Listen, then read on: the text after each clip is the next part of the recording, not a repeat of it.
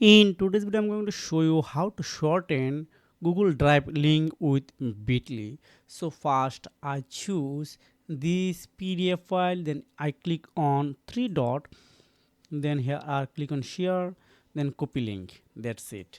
So if I paste it on Google, you can see it is a long link, so I want to shorten. So just go to my video description, then I will attach this link, then you are direct to this website. You need to log in with your Gmail. That's it.